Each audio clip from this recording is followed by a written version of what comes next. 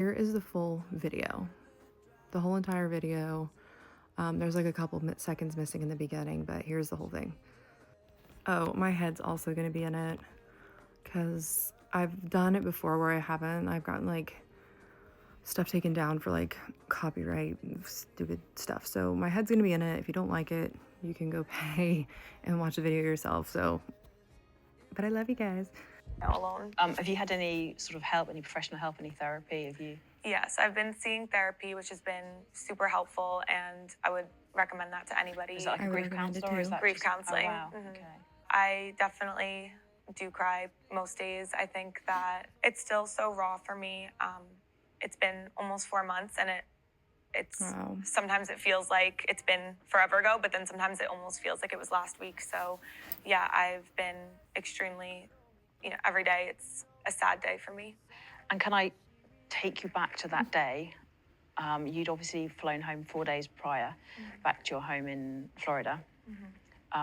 Why did you leave Argentina? Originally, we thought we were only going to be in Argentina for about a week, give or take, a little less, a little more. And after 2 weeks, I had a responsibility. We had a responsibility. We had our dog. And obviously, I never would have thought this event would have occurred. I never would have thought that this would have happened. Yeah. Where were you when you found out that Liam had died? I was in our home alone. I was with our dog. So I was alone, and I just still thinking about that it's just insane. And you can to tell me. she's I was actually traumatized. scrolling on TikTok right before I got a phone call, and that's how I found out, unfortunately. Who made the call? One of Liam's friends called me, so. And can you remember that call? It's literally blacked out in my head. I didn't believe it at first at all. I genuinely thought it was just a rumor, or some made up thing that somebody made up just to get views online.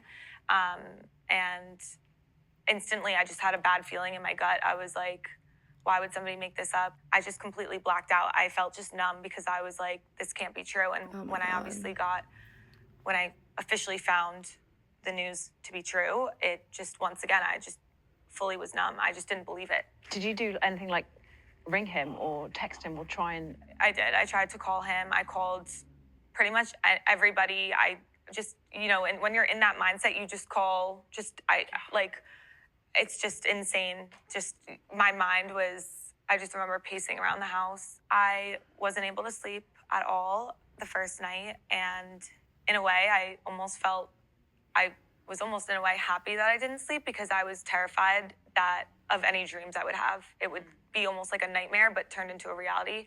I think still for me, it just didn't seem real. So I felt almost, grief comes in so many different ways, and I've never experienced grief before. So for me, the first couple of hours, the first night, like I said, I didn't feel like it was real. So I was in hysterical mode, but there was parts of me that I felt myself just, this isn't real. So I would just be numb. I felt no emotion. It's like I think shock. one thing She's for in me shock. that was a really big kind of a reality that really sunk in, that he wasn't here when he was obviously in Argentina and I left. We just moved into a new house. That's when it finally, I remember just sitting on the couch with my mom, and that's when I just completely broke down. And that's when I think everything shattered for me, because that's when I realized I'm never going to see him again. He's never going to come into, we're never going to be in a home again together. It was just, that's when it really did hit me. Can you remember the last text messages that you guys sent each other? Yeah, once again, I think the last message from what I remember that I sent him was, I can't wait for you to come home and for me and Nala to be a family again together. And I can't wait for you to see the house, because obviously he knew I was decorating it. So that's the last message that I messaged him. It's really sad. It's so sad. Do we know what happened or what triggered him or anything? I think with addiction, you never know when it's gonna come out. It's a really serious issue that I think is undervalued and underspoken about. When like I said earlier, when I left Argentina, we had such a great day, and he was in such a good headspace, and we were in such, great, we just full of love, and I never would have expected any of that to occur.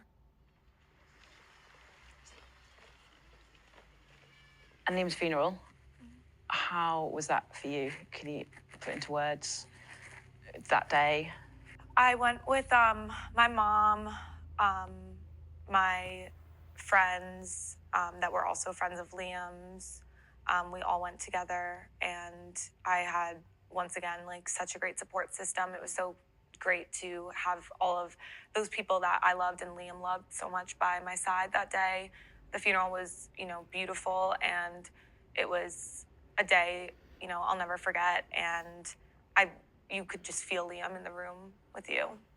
I'm going to ask you a little bit about Liam's drug taking and his mental health. And, he spoke a lot about getting help, and he went through various stages of sobriety. As a partner, that must have been very, very hard to watch someone you love self-destruct and go through hard patches, but I'm guessing you supported him as much as you can.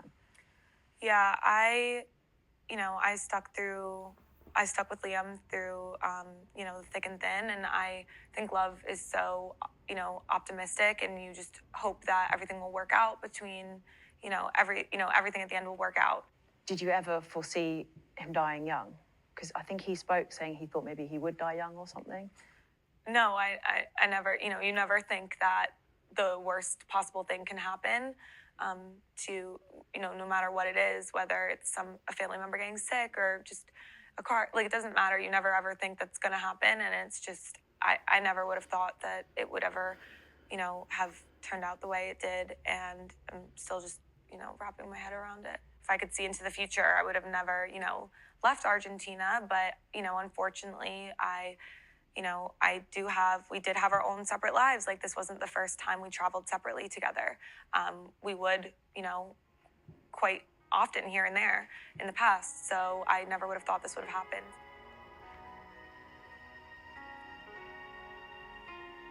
So that's the interview. There's going to be more tomorrow. The first part was like cut off, but she was just like, it kind of like went through clips from the beginning, and then they just hugged, and she was like, how are you? But yeah, there's more tomorrow about like Kate with One Direction fans. I don't know what that means, but I'll watch tomorrow too. But as you can see, like, I could tell from some parts, like, she was definitely like traumatized. Like, you could see her like remembering back, but like in some parts she definitely just seems very like disattached or unattached, which I was kind of surprised by, because and it is fair to say a lot of times when people do things like this, they do take medication before. At funerals, people do that all the time, so it's hard to say, but like I thought she'd be a little bit more emotional. But who am I don't know.